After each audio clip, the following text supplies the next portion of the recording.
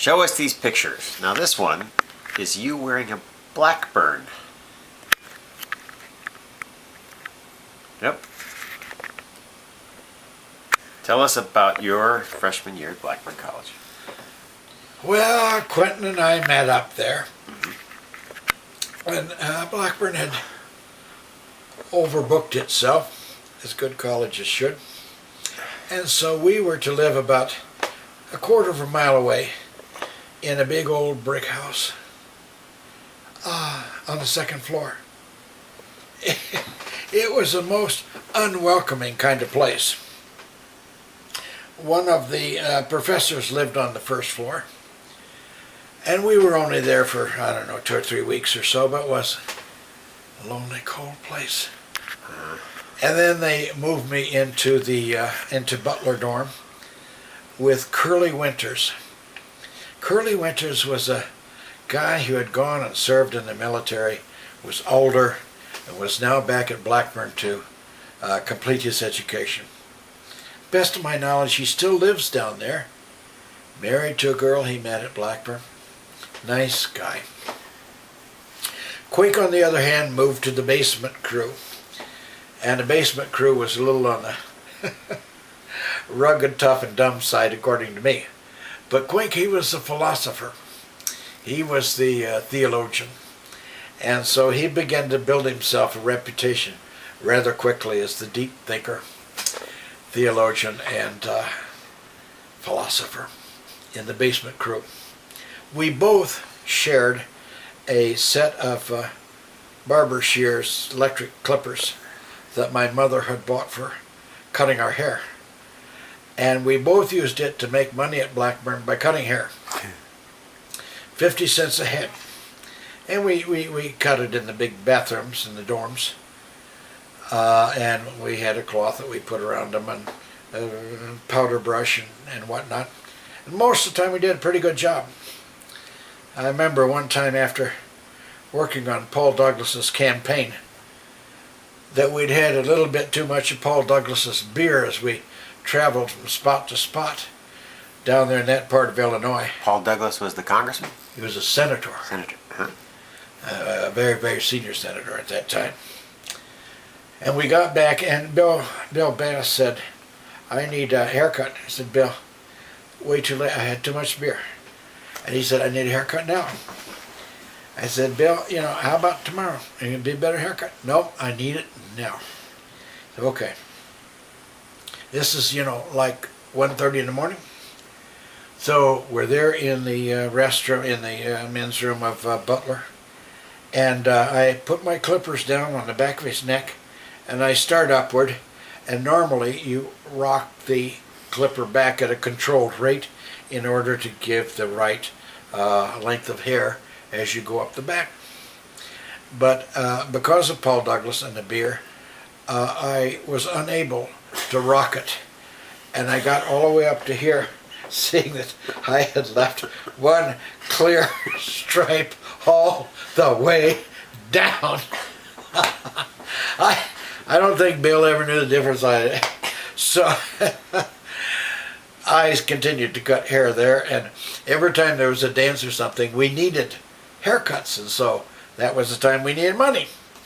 So it worked out well for Quink and I. And you let a pig loose in the women's dorm? Well, there were things in those days that were called shitties that we pulled on campus to sort of give everybody a wake-up call that things weren't quite as they appeared to be.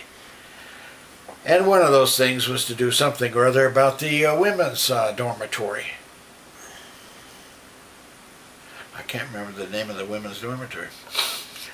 You know what? I'm 20 years younger than you, and I can't remember the name of the dormitories. Stoddard? Stoddard. Butler and Stoddard. Butler and Stoddard. Yeah. We captured one of the college's pigs. At that time, they still had a little bit of agriculture left, and one of them was a pig about. This pig was probably a good 45-pounder, and we captured this pig, and closed up his muzzle with something or other so he couldn't squeal too loud. And we carried him very carefully, and we took him over to Stoddard Hall where the girls lived. And we took him, this is the middle of the night, we took him up to the hallway, and we turned the pig loose and cut the thing off his throat, off his muzzle, and then we went down to the front door, and somebody threw some kind of a chain and lock around the front door at the ground level. And as they cut the final rope off the pig, they nicked him a little bit, just a little bit, but enough that he squealed out in pain and started running down the hall with a little bit of blood. And about that time, some young lady came out to go to the bathroom. And young lady meets pig, and all hell breaks loose inside there. And before you know it, there's 150 girls in there going wild, and a pig that's scared witless. And they finally get themselves collected, and they're trying to drive the pig down the front door, and we're outside laughing our hind ends off at all this pandemonium going in there, and they get it down to the ground floor, and the door's chained, and I can't get it out the ground floor. Hell, the heck of a night for the girls. Speaking of girls, who is this? Who is this? Well, Yep.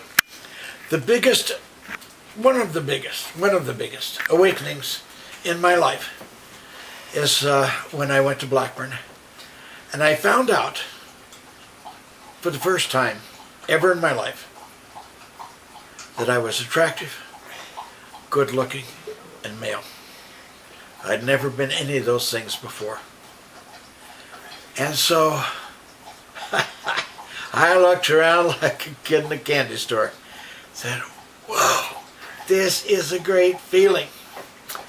And this young lady named Leatrice Russell was mighty good looking. And so I tried one other girl ahead of her, Phyllis Zinzin, in the yearbook. And Phyllis Zinzin said yes, but she wasn't that interested. This girl was kind of a wild card. And so I said, oh, this is what I'm going to go after. So I went after Leatrice Russell, and we dated several times. She wanted to become a lawyer. She didn't have the slightest idea what a lawyer was. I thought maybe I wanted to be a lawyer. I didn't have the slightest idea what a lawyer was. But we dated several times. And she was fun, she was exciting, she was off the wall. And so I stopped dating her and went after your mother. And your mother still doesn't feel good about Leatrice Russell. Well, because this is an interesting one.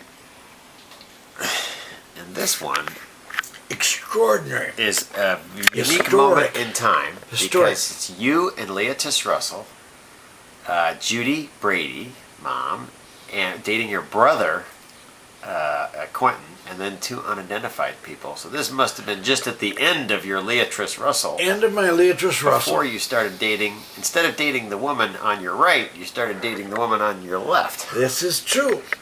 And this picture only came to me recently. Within the last 10 days have I ever seen this picture in my life. And I'm obviously looking at the cleavage on Leatrice Russell. Yeah, so it looks like you're still not quite ready to let go of Leatrice right there. And my brother Quentin is standing there, and Judy seems to be having a good time. Yep. The other two, Earl, that's the best I can do out of the other two. Yep. His first name is Earl. Yep. And we're standing there in this picture, and this picture was provided me about 10 days ago by Leatrice Russell. I saw her after 50 years. Yep. She's still a beautiful looking woman, full of vitality, a teacher and a world traveler. And Brother Quink, he's in Mexico.